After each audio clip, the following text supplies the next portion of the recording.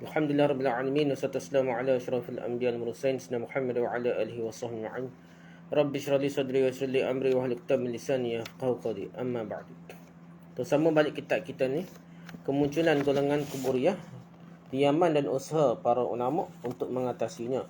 Profesor Dr. Basir Ibrahim Al-Azhari. Kita nak sambung ni bab yang seterusnya, itu menjauhi daripada melakukan amalan bid'ah. Jika diperhatikan banyak amalan bid'ah yang dilarang oleh Rasulullah SAW, Nabi lagi banyaknya. Terutama berkaitan kubur dan ziarah kubur ni banyak Nabi lagi benda-benda bid'ah. Jika diperhatikan amalan Rasulullah SAW tentang kubur dan ziarah kubur didapati, pertama dia, Rasulullah SAW melarang menunaikan solat ke arah kubur. Namun terdapat sebahagian lagi umat Islam lagi yang menunaikan solat di sisi kubur dan menghadap ke arahnya. Ada lagi. Nabi lagi pun ada. Yang kedua, Rasulullah SAW melarang menjadikan kubur sebagai masjid. Tapi sebahagian daripada umat Islam membina masjid di atas kubur. Kadang-kadang buat kubur lepas di masjid. Ada sungguh tu jual wasiat ni. Ada masjid mana-mana tu jual wasiat. Dia tanah kubur situ, lepas tu buat masjid ni. Padahal Nabi lagi. Tu nak kira khilaf ulama, nak kira khilaf ulama Syiah pun nak kira ulama. Jadi Nabi lagi tu gimana dia? Jadi ada sebagai umat Islam bina masjid di atas kubur dan menamakannya sebagai masyahid, sebagai meniru rumah Allah. Kubur sebagai masjid. Tempat istilah tu masyahid, tempat yang disaksikan lah. Nak tiru rumah Allah. Oleh sebab itu dalam sejarah Islam pun Taj Mahal ke apa kubur lah tu dah. Fir'aun buat besar-besar tu piramid tu kubur. Kubur dia tu besar 5 ni. Jadi benda-benda tu tiru orang kafir lah. Begitu juga Nasrani lah, Kristian di Vatikan tu, Peter tu, Peter lah, Saint Peter tu, kubur kat situ lah. Dikatakan kubur. Rasulullah SAW melarang perbuatan menyalakan lampu di atas kubur. Tak usah curuh. Ini nak gelap mak dah. Baru berasa mati dah, masuk kubur, baru ingat kubur. Ini mari ramai-ramai buat apa cara pulak gendai, pulak qasidah di kubur ke apa. Bukan ingat mati tu dah. Upacara dah. Jadi sepatutnya kita suasana tu suasana hening, suasana gelap gitu dah. Jadi bukan pas lampu curah. Jadi kalau curah mendengar curah tak berasa lah. Ingat ke mati, ingat ke kubur dah. Tapi sebagai umat Islam menumpukan perhatian kepada menyalakan lampu-lampu kecil di sisi kubur, pasal lampu belakang dah. Yang keempatnya, Rasulullah SAW melarang menjadikan kubur sebagai tempat dan tapak pesta perayaan. Peristiwa ritual satu perayaan tertentu Nabi tak boleh dah. Tetapi sebagai umat Islam menjadikan kubur sebagai tempat dan tapak pesta perayaan. Ada pula sambutan haul ke apa dah, kematian ke apa dah. Dan menunaikan berbagai-bagai bentuk ibadah di situ. Bicara pula ada setengah tu dengan istilah dia sedekah pahala dah. Haul lah ke apa dah, baca Quran lah, mengatik lah ke apa dah. Masalah jadi upacara ritual, masalahnya kalau buat di sore teh lagi ramai-ramai dah. Mereka berkumpul di situ sebagaimana mereka berkumpul ketika menyambut hari raya ataupun lebih dari hari raya. Hari raya mereka ada tempat kita ni. Kelantan teh sikit tak, setengah tempat juga. Raya haji pun tak raya dah. Sebenarnya perayaan raya haji ni sepatutnya sampai 4 hari paling kurang dah. Ada raya besar. Kena berasa pengorbanan, berasa tak. Ingat ke peristiwa Nabi Ibrahim dan Nabi Ismail tu tak. Peristiwa besar. Tiba jadi remeh-temeh dah. Tiba-tiba raja Tok Wali ni, hawa Tok Wali ni suruhan dah. Yang kelima dah, Rasulullah SAW memerintahkan agar menyamaratakan kubur dengan tanah. Sebagaimana yang terdapat dalam riwayat Muslim dalam sahihnya daripada Abil Hiyaj. Yang menugaskan Sayyidina Ali untuk berbuat demikian, untuk rata kubur lah. Dan juga yang terdapat Nabi suruh Sayyidina Ali untuk rata kubur lah. Dan juga terdapat dalam hadis Tumamah bin Sufi, yang juga terdapat dalam Sahih Muslim. Tetapi sebahagian ulama Islam yang keterlaluan dalam mencanggahi larangan yang terdapat dalam 2 buah hadis di atas. Masalah muka kapuk ulama lah. Ni kata tak boleh pakai hadis ni. Pakai Quran Sunnah kat sesat, wajib sesat ni. Pakai ulama tu wajib sesat kan tak ada dalil. Ulama ni kena berpandukan dalil dah. Gitulah. Terang-terang dalam Sahih Muslim. Kalau orang kapur ke apa, terbaca terjemahan dah Sahih Muslim dah. Baca terjumpa terbaca Nabi lagi buat perayaan ataupun supaya kubur. Dia betul saya buat ni. Sesak kau gitu deh. Tak sesak. Nah. Sekadar baca hadis cuma ni, ada hadis hak payuh nak faham tu lain. Dah. Hadis hak biasa-biasa kita faham biasa. Dia tak ada pelik-pelik ke apa dah. Jangan besar kubur. Kita faham biasa. Setengah nak, tapi kadang-kadang tengah syarah ulama hak pelik-pelik tu dah. Ada pengaruh sufi, ada pengaruh tarekat membesarkan tu wali ni. Dia syarah hadis tu jadi tewe kau jauh dah. Orang baca syarah ulama tu mudah jadi sesaknya. Kalau ulama tu ada hak isyarah dekat hak besar Yusuf muktabar dah, dia tidak syarah doa lalu. Dah, dia pergi dekat dengan dalil yang sahih lain tak apa. Setengah tu dia tak takwil hadis-hadis sahih ni jadi jauh-jauh makna dia. Dah. Ada nak cari dia kitab belana dah. Nabi kata jangan duduk. Dia faham duduk tu begok. Adalah ulama kata gitu dah. Dan sekali dia tak ada kehormatan kepada ahli kubur, duduk atas kubur orang lain. Masalah dia ni zikir ngatik kau macam nak ke kubur lain, duduk atas kubur lain, hina kubur lain. Kalau hak ni ada kubur tak wali, duduk tak cara kubur orang-orang kecil ni tak wali tu je hormatnya. Tak apalah. Jadi masalah ni ulama okey orang biasa, ulama yang takwil hadis sahih Muslim ni belik juga supaya boleh buat bangun ni. Dia pakailah kata mazhab Syi'i ke apa hak kata kubur masalah kubur hak jadi besar ni banyak kan kubur awam ni. Bukan kubur rumah dia, bukan tanah dia dah. Tu pun sepatutnya hadis tu hak kita bincang sebelum ni kubur. Hadis Nabi lari buat kubur besar tu tak ada sebut pun kubur awam ke kubur biasa. Nabi lari juga, Nabi laknat juga, Nabi marah juga buat kubur besar, tak ada sebut pun kubur tu kubur tanah awam, tanah kubur awam ke kubur biasa dah. Lebih berhati-hati. Kalau orang berhati-hati tak dengar syarat lama pun, dengar syarat lama dia baca biasa tak sesat lah, insya-Allah. Nabi tidak kecil belik mana dah. Kalau main ilmu kalam, ilmu falsafah, sudah dah. Martabat 7 tak ajak belik dah. Kadang-kadang pelik dah. Dia kata belajar hadis ni takut sesak lah, payah faham lah dah. Tapi dia belajar kata-kata ulama, kata-kata falsafah belik-belik ni, ilmu martabat 7 ni. Ngajar ke apa Kasyful Asrar, kitab-kitab martabat 7 dah. Hakikat insan ya Allah lah dah. Selak tengah tak faham ke satu ke apa nak kata dah. Sebenarnya bukanlah sentuh hati, bukan rohani, bukan falsafah. Bukanlah kata nak bersih hati, tapi khayal kita tengok ni. Ni permainan akal dah. Martabat 7 kan memang betul-betul permainan akal. Falsafah. Bukannya nak sentuh hati, bukan tasawuf. Tazkiyah nafs bersih hati tu masalah benda lain, kona lain. Tak apalah. Kita pergi lagi tak habis kita tak syarah lebih dah. Mereka membina bangunan di atas kubur tidak ubah bagaikan rumah.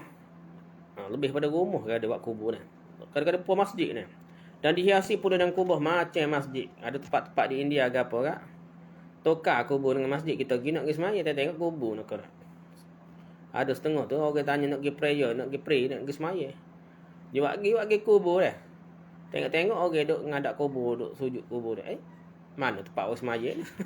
Itu jadi gitu dah.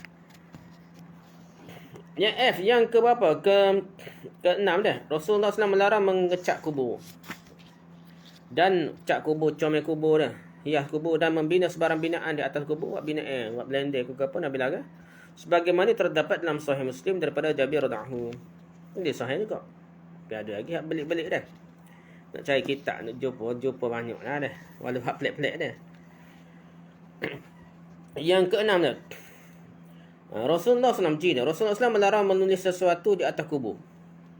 Sebagaimana terdapat dalam riwayat Abu Daud. Tulis kubur, atas kubur. Nak tulis pun Nabi tak berapa bui dah. Dalam sunannya daripada Jabir dan hadis tentang larangan tersebut dihukumkan sebagai hasan sahih. Hadis tersebut hasan sahih. Oleh Imam Tirmizi kata hadis hasan sahih. Tetapi segelintir umat Islam meletakkan papan atau batu dan menulis di atasnya ayat Quran dan lain. Tulis nama tu pun kurang molek dah. Tapi tengok sikit dah ada khilaf. Tapi nak bunyi siapa kata lain Quran ni hina Quran ni. Kubur ni ada ulama faham. Tempat yang kotor dia mayat najis ni hancur dia akan jadi kalau dia manusia ni sangat busuk dah. Tanah ni kuasa cemar lah kotor dah. Dah jadi tiba-tiba situ tulis saya gapo-gapo dah. Tulis saya ayat Quran pula. Ini ayat Quran. So tak molek dah. Lepas tu yang ke-8 dah. Rasulullah SAW melarang perbuatan meninggikan kubur melebihi daripada tanahnya. Sebagaimana terdapat dalam riwayat Abu Daud daripada Jabir. Tetapi terdapat segelintir umat Islam yang meletakkan batu-bata pula dah. Maksudnya macam ikat batu lah, mengecat dan juga membina bangunan di atasnya. Rujuk Al-Qaradawi 2006 314 hingga 315. Nah, jadi gitulah. Nabi lari tu waktulah buat nah. Belik juga hadis Nabi dah. Apabila Rasulullah SAW tentang syirik akbar, syirik akan kembali ke semenanjung tanah Arab. Ada setengah kata Nabi tak takut syirik besar ni, Nabi takut syirik kecil, syirik ke tu dah. Dia baca sahadis, hadis lain yang ada cerita juga nah. Rasulullah SAW memberi amaran tentang syirik akan kembali ke semenanjung tanah Arab. Dalam beberapa hadis baginda sallallahu alaihi wasallam, ia tidak menunjukkan kesemua orang Islam akan terlibat dengan syirik. Tidak semua Islam jadi syirik dah. Tersebut sebaliknya hanya golongan tertentu sahaja yang terlibat dengan syirik, meskipun tidak melibatkan kesemua umat Islam, namun ia tetap perlu dijauhi kerana syirik melibatkan dosa yang tidak diampunkan oleh Allah SWT. Jadi tak legu ramai. Dan ada orang kata syirik, ada kata tak. Kita sebagai orang kampung ni, orang awam, ambil lah ustaz tegah untuk amalan kita. Untuk tuduh orang lain tu biar dulu. Tuduh orang ni sesak ke apa, tunggu dulu. Kafir sesat, tunggu dulu. Tapi untuk diri kita ni ambil hak payah untuk syirik ni, supaya kita tidak terjerumus ke dalam syirik ni tak. Untuk kita minta nak wali pun boleh, nak pakai kayu kokau boleh, habis boleh berlaku untuk kita dah. Jangan dah sanyanya ke agama kita. Jadi kita strict sikit untuk kita selamat daripada syirik. Firman Allah SWT, Inna Allah la yaghfiru an yushraka bihi wa yaghfiru ma duna dhalika liman yasha wa man yushrik billahi faqad dhalla dhalalan ba'ida. Maksudnya sungguhnya Allah tidak akan mengampunkan dosa orang yang mempersekutukannya dengan sesuatu apa jua pun, dan akan mengampunkan yang lain daripada kesalahan syirik itu bagi sesiapa yang dikehendakinya menurut peraturan hukumnya. Dan siapa yang persekutukan Allah dengan sesuatu apa jua, maka sungguhnya itulah sesat dengan kesesatan yang amat jauh. Surah An-Nisa surah ke-4 ayat 114. Antara hadis yang menjelaskan tentang berlaku syirik kepada setengah kabilah umat Islam ialah hadis riwayat Tauban radhiyallahu anhu. La taqumu as-sa'ah hatta talhaqa qabailu min ummati bil musyrikin wa hatta ya'budul awthan. Dalam hadis ni cerita ada dah orang sembah berhala. Jangan ambil hadis nak pai hadis ni. Hak ni kata kena pandu ulamanya. Dah. Setengah kata pakai hadis saja sesat, tak sesat kecuali dia tolak sahadis, ambil sahadis, buat sahadis lain. Sedangkan hadis lain macam cerita nak berlaku syirik juga dalam umat Islam. Dia pakai syirik kecil, dia syirik takut riak tu, dia tolak hadis hak syirik besar, banyak cerita hadis syirik besar, hak tu baru sesat. Walaupun ikut panduan ulama pun tak, ulama sesat lah dah. Jadi dia kata hadis Tauban ni maksudnya kiamat tidak akan berlaku melainkan setelah beberapa kabilah dalam kalangan umatku mengikut jejak langkah orang musyrikin. Hatta talhaqa qabailu min ummati bil musyrikin. Ada kabilah umatku tu, sebahagian umat Islam ni ikut orang kafir, orang musyrikin. Sehingga beberapa kabilah dalam kalangan umatku menyembah berhala. Ada umat dia sembah berhala. Hasan Sahih riwayat Tirmizi 2145. Tak jumpa kali ni. Ada, kena beringat hadis ni, jangan pakai hadis pasal syirik riak tu saja dah. Nak ni you kena pakai juga.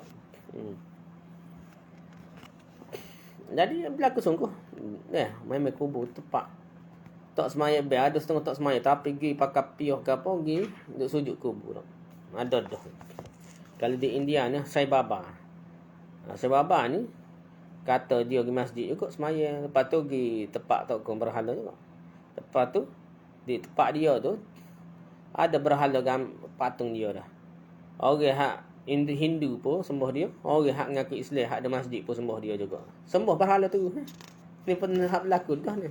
Hak kuat, hak berat benar lah tu dah. Tempat lain sembah kubur, tak siapa sembah berhala lagi dah. Antaranya juga hadis riwayat Abu Hurairah radhiyallahu anhu, la taqumus sa'ah hatta tattariba al-ayatu nisa'i dausin ala zil khalasah wa zul khalasati taghiyah dausin allati kana ya'buduna fil jahiliyah. Maksudnya kiamat tidak akan berlaku sehinggalah punggung-punggung wanita Daus bergerak menuju ke arah Zul Khalasah. Zul Khalasah adalah taghut Daus yang mereka sembah pada zaman jahiliyah. Hadis riwayat Bukhari 1345. Jadi berhala zaman Zulkhalasah Daus ni, nak zaman jahiliah dulu. Akhir timbul semula, sembah semula berhala. Ni ada banyak ni hadis Bukhari ni. Hak cerita jadi syirik akbar, syirik besar, semua berhala. Bapa nak baca hadis. Nak baca syirik kecil saja kan. Antaranya hadis riwayat Aisyah radhiyallahu anha, la yadhhabul lailu wan naharu hatta tu'badal lat wal uzza, faqultu ya Rasulullah in kuntu la azunnu hina anzala Allah huwa alladhi arsala rasulahu bil huda wa dinil haqq liyuzhirahu 'ala ad-din kullihi walau karihal musyrikun. Inna dhalika tamman qala innahu sayakunu min dhalika ma syaa Allah thumma yab'athu Allahu rihan tayyibatan fatawaffa كل من في قلبه مثقال حبة خردل من إيمان فيبقى من لا خير فيه فيرجعون إلى دين آبائهم. Maksudnya malam dan siang tidak akan berlalu melainkan berhala Al-Lata dan Al-Uzza akan disembah semula. Aisyah radhiyallahu anha mengatakan, wahai Rasulullah, sungguhnya aku menyangkakan ketika mana turun firman Allah SWT, dialah yang telah mengutus Rasulnya Muhammad SAW dengan membawa hidayah petunjuk dan agama yang benar, yakni agama Islam, supaya ia memenangkannya dan meninggikannya atas segala agama yang lain, walaupun orang musyrik tidak menyukainya. Supaya ia menyenangkannya dan meninggikannya atas segala agama yang lain, walaupun orang musyrik tidak menyukainya. Ia telah sempurna maksudnya. Jadi Aisyah ingat kau sempurna dah agama dah. Baginda SAW bersabda, sungguhnya perkara tersebut akan berlaku mengikut apa yang dikehendaki oleh Allah SWT. Setelah itu Allah mengutuskan angin yang nyaman, lalu setiap orang yang terdapat seberat biji sawi dalam hatinya, iman, yang kekal ketika itu hanyalah orang yang tidak mempunyai kebaikan lagi. Mereka kembali kepada agama nenek moyang mereka, sembah berhala dah. Nenek moyang mereka lah. Fayarji'una ila dina abaihina. Hadis Muslim 5144. Tiga buah hadis di atas mempunyai sanad yang sahih yang kuat sungguhlah, Bukhari Muslim ke apa, menunjukkan berhala akan disembah semula. Di Semenanjung tanah Arab, bukan tempat lain dah, di India ke apa hak jauh tak salah cerita lah, hak tanah Arab sendiri dah. Beberapa kaum telah dalam kalangan umat Muhammad akan mengikuti jejak langkah orang-orang musyrikin. Ada yang memahami hadis di atas sebagai penyembahan berhala tersebut akan berlaku setelah roh ke semua orang yang beriman diambil oleh Allah SWT. Ada pahal gitu lah. Meskipun demikian, ia tidak menghalang kita untuk menyatakan syirik dan penyembahan berhala berlaku sebelum itu lagi. Tadi mungkin juga hak cerita tu berhala hak berat-berat dah. Berhala kubur lagi dah masa nu dah. Tak apalah. Berhubung dengan hadis riwayat daripada Jabir radhiyallahu anhu yang menjelaskan inna syaitana qad aisa an ya'budahu al-musalluna fi jaziratul Arab. Maksudnya, sungguhnya syaitan telah berputus asa daripada disembah oleh orang yang menunaikan salat di semenanjung Arab. Hadis riwayat Muslim. Ada yang orang berhujah dengan hadis ni lah. Tak jadi syirik dah. Semua kubur minta dengan Tok Wali ke apa dah. Jadi, isyaratkan. Ia tidak boleh difahami secara umum sebegitu. Sebaliknya, ia juga telah dikhususkan. Sebagaimana yang dimaklumi di sisi ahli usul, perkara umum yang dimasukkan dalamnya takhsis. Ni banyak kaedah ni. Kalau kita mengaji qawaid fiqhiyah ada. Kaedah-kaedah fiqh ada pengkhususan. Jangan kita pakai mudah. Kalau kita bincang tawasul boleh pun ya ada pengkhususan ada takhsis, ada khusus dia tak lihat. Pengecualian itu ada semua apa-apa. Banyak lah. Dia akan mengeluarkan perkara yang dikhususkan itu dah. Secara umumnya ramai tidak, tapi ada juga berlaku dah. Rasulullah SAW perakui syaitan berputus asa untuk disembah di muka bumi adalah melibatkan situasi yang khusus, iaitu umat Islam yang berijma' untuk melakukan penyembahan berhala. Jadi tidaklah kata majoriti semua Islam itu semua berhala tak. Ada sebahagian, walaupun ramai tidaklah majoriti tak. Rasulullah SAW menjelaskan syaitan berputus asa daripada disembah di semenanjung tanah Arab setelah manusia berbondong-bondong memeluk Islam secara umum. Namun ia bukanlah dalil yang menunjukkan syirik tidak datang semula ke semenanjung tanah Arab. Bukan. Bahkan lepas Nabi pun ada dah. Ada dah ke apa? Musailamah al-Kadzdzab dan juga dah. Apa Nabi Tino lagi apa? Syirik itu dah. Ada dah. Hal tersebut kerana syaitan diciptakan seperti juga para makhluk yang lain terdedah kepada takdir yang buruk dan pemungkiran jadi. Ia juga menghadapi rasa putus asa juga ni makhluk berasa lah putus asa. Dia putus asa apabila melihat manusia berbondong-bondong memeluk Islam di semenanjung tanah Arab. Farah nunggil lah apa syaitan ni. Namun setelah Rasulullah SAW wafat, harapan syaitan untuk mensyirikkan manusia Yang beriman muncul kembali dan ia telah berlaku menerusi tangan Musailamah Al-Kazzab, Al-Aswad Al-Unsi dan para pengikut kedua-duanya. Zaman lepas Nabi sikit ada lalu dah. Dalam kalangan orang-orang yang murtad yang menetap di semenanjung tanah Arab, kemudian mereka dihapuskan oleh Khalifah Abu Bakar As-Siddiq radhiyallahu anhu. Ketika itu syaitan kembali berputus asa semula. Ia membawa maksud berputus asa syaitan itu tidaklah bersifat berterusan, sebaliknya terikat dengan perubahan yang berlaku kepada masyarakat. Banyak hadis gini ni yang kita faham gitu. Ada Nabi puji Syam, ada puji Yaman tak. Syam jadi pergi tak. Kita kata berkat ke apa Nabi kata tak. Jadi gitulah kita kena baca tu, kena baca banyak hadis lah baru kita faham. Kemurtadan yang berlaku selepas kewafatan Rasulullah SAW disebutkan dalam kitab-kitab sirah, sejarah, hadis dan juga sunnah. Semata-mata berlaku murtad bermakna berlaku penyembahan terhadap syaitan. Begitu juga semata-mata berlaku kekufuran bermakna berlaku penyembahan kepada syaitan. Kerana menyahut dan mentaati syaitan bermakna menyembah syaitan itu sendiri. Al-Hafiz Ibn Hajar Al-Asqalani menukilkan daripada Qadi Iyad, orang yang murtad setelah kewafatan Rasulullah SAW melibatkan 3 golongan. Ada orang yang murtad lah. Golongan pertama, kembali menyembah berhala. Ada dalam Qadi Iyad syarah ni. Golongan kedua mengikut Musailamah Al-Kazzab. Ni yang kedua. Al-Aswad Al-Unsi ni. Ni golongan kedua ni. Kedua-duanya mengaku menjadi nabi semasa Rasulullah SAW masih hidup lagi ni. Musailamah Al-Kazzab, Al-Aswad Al-Unsi ni mengaku jadi nabi sejak Nabi hidup lagi ni. Dakwaan Musailamah Al-Kazzab dipercayai oleh penduduk Al-Yamamah dan segolongan penduduk kawasan yang lain. Dakwaan Al-Aswad Al-Unsi pula dipercayai oleh penduduk Sana'a, Yaman lah, dan segolongan penduduk kawasan yang lain. Golongan ketiga yang berterusan dengan ajaran Islam, cuma mereka enggan mengeluarkan zakat. Ini suku pula lah. Dan mentakwilkan kewajipan mengeluarkan zakat tersebut hanya kepada Rasulullah SAW sahaja dan tidak wajib selepas itu. Tanpa tahun juzuk ke-12 maksud 27 dah. Jadi ada tak bayar zakat suku pula dah. Semua tu Abu Bakar perang berlaku dah. Selain itu wujud juga golongan yang pertuhankan Ali bin Abi Talib radhiyallahu oleh seorang lelaki Yahudi bernama Abdullah bin Sabah lagi dah, zaman dulu lagi. Dan para pengikut beliau di Iraq pada zaman pemerintahan Ali radhiyallahu. Ni terkenal dalam sejarah. Ada orang yang mempertuhankan Ali dah. Ali radhiyallahu telah mengambil tindakan membakar mereka sebagaimana yang dijelaskan oleh Imam Bukhari. Tanpa tahun tu juzuk kedua 279. Jadi benda tu lama berlaku. Jadi ada dah syirik besar berlaku sejak zaman sahabat lagi dah. Jadi macam mana kita kata zaman kita ni jauh daripada zaman Nabi ni takkan berlaku syirik besar. Syirik kecil je. Berdasarkan satu hadis yang lain kan. Jadi tak kena. Kita nak faham secara menyeluruh hadis tersebut dah. Mungkin Nabi cerita hadis tu untuk orang yang tak buat syirik besar. Tiba-tiba ada lagi syirik kecil. Tiba-tiba ada lagi riak, tidak ikhlas pada Allah SWT. Ada kepentingan dunia, kepentingan nak tunjuk kepada orang lain, tidak ikhlas. Maka untuk golongan umum lah, golongan besar umat Islam, hak ni kena tipu banyak juga dah, tidak ikhlas dalam ibadah. Masalah sebahagian pula nak kata majoriti tidak, tapi ramai juga yang sikit lah. Kalau sikit dari segi jumlah seluruh umat Islam itu tidak ramai dah, tapi ramai juga lah, beratus juta-juta juga dah hari ni. Sembuh kubur pun ada juga dah. Contoh-contoh yang disebutkan di atas membuktikan adalah tidak benar pendapat golongan yang menyatakan syirik tidak akan kembali lagi ke semenanjung tanah Arab, kecuali jika syirik itu difahami dalam bentuk penyembahan berhala semata-mata. Jadi dalam ini semua berhala betul memang tak ada dah. Cumanya macam berhala tu ada dah. Musailamah Al-Kazzab ke apa macam dia tu Tuhan ke apa dah. Ketika itu barulah boleh dikatakan syirik tidak kembali sama sekali ke semenanjung tanah Arab. Kerana penyembahan berhala memang tidak berlaku sehingga kini, tapi sembah kubur berlaku kan. Namun konsep syirik tidak hanya berlaku dalam bentuk penyembahan berhala tokoh semata-mata, sebaliknya juga dalam bentuk-bentuk yang lain seperti kufur dan ilhad berlaku juga ya.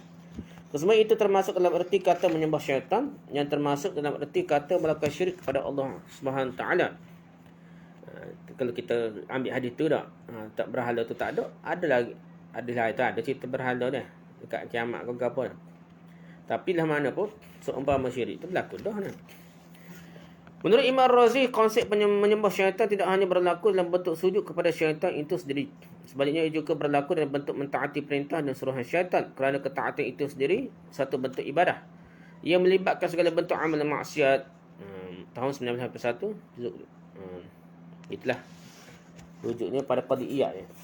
Ibn Hajar Asqalani rujuk pada Qadi Iyad. Mungkin tafsir Kitab ni rasa Fathul Bari saya rasa. Kesimpulan. Ziarah kubur mempunyai beberapa bentuk iaitu ziarah syar'iyah, ziarah bid'iyah dan ziarah syirkiyah. Ziarah syar'iyah merujuk pada ziarah dalam bentuk yang diajar dan digalakkan oleh Rasulullah sallallahu alaihi wasallam. Tujuannya ialah untuk mendoakan si mati, mengambil pengajaran, mengingati kematian dan mendapatkan ganjaran dan pahala daripada Allah SWT. Maksudnya kita sunyi-sunyi, kita ramai-ramai apa tak apa sikit, tapi janganlah mati projek itu dah. Yang pentingnya kita sunyi sikit barulah kita rasa ingat matinya. Ziarah bid'ah merujuk pada ziarah yang tidak bertujuan yang disebutkan di atas. Sebaliknya tujuannya ialah untuk berdoa kepada Allah SWT di kubur. Pergi kubur bukan pergi masjid dah. Pergi kubur berasa mustajab doa. Masjid tak mustajab doa dah. Dengan tanggapan berdoa di kubur antara doa yang mudah diperkenankan oleh Allah SWT ni bid'ah dah. Kalau betul pun tak boleh buat. Sebabnya mungkin Nabi ajar gitu. Kadang-kadang juga tujuannya adalah untuk mengambil keberkatan daripada kubur dah. Dan menyentuh kubur tersebut. Ziarah seumpama ini adalah tidak harus, haram dah. Walaupun tak siapa tahap syirik lagi pun, doa kepada Allah berkat kubur ni khurafat banyak mana dah. Kadang-kadang dia berasa macam Allah mustajab doa padahal Allah nak terima dah. Tak nak pergi kubur dah. Benda nak jadi lala dah. Tiba pergi kubur berasa mustajab doa. Karutlah tipu dah. Ziarah syirkiyah pula yang syirik merujuk pada ziarah yang menjerumuskan pada orang yang ziarah ke lembah syirik dan kekufuran. Ziarah dilakukan dengan tujuan untuk mendapatkan pertolongan daripada si mati, minta daripada Tok Wali Teguh ni. Memohon agar dilepaskan segala hajat dan keperluan hidup dan membendung musibah dan kemudaratan. Ziarah sebegini satu bentuk syirik kepada Allah SWT. Kalau kita baca cerita sufi keramat Tok Wali dia, memang dia ajar suruh minta Tok Wali lah, bukan minta Allah SWT. Jadi kalau kita tengok bahaya kalau orang itu lajuk ikut tasawuf ni, yang karut-karut ni, memang automatik ia kata istighasah minta terus dengan Tok Wali. Tuhan pekok tak dengar, terus minta Tok Wali dah. Dengan lagi daripada Allah SWT sebabnya diberi tasarruf, dia beri mandat ketuhanan dah. Allah suruh mandat ketuhanan kepada Tok Wali kata mereka lah. Ziarah yang melibatkan bentuk yang ketiga di atas merupakan ziarah dalam bentuk yang keterlaluan dan jauh tersasar daripada sunnah dalam menziarahi kubur. Orang yang melakukannya dinamakan oleh sesetengah ulama sebagai golongan kuburiyah. Golongan kuburiyah merujuk pada golongan yang melampau dalam mengagungkan dan mensucikan kubur sehingga ke tahap mengiktikadkan terhadap kubur itu sesuatu yang tidak harus diiktikadkan melainkan hanya kepada Allah SWT sahaja, termasuk mengkuasakannya dengan berbagai-bagai jenis ibadah. Nak ibadah, nak baca Quran, nak semaya, nak korban, habis kat kubur dah. Perkara yang boleh mendekatkan diri kepada Allah SWT dan minta doa daripada penghuni kubur lah, selain daripada Allah SWT. Antara tokoh ulama yang menjelaskan demikian ialah San'ani lah, Ibn Amir As-San'ani lah.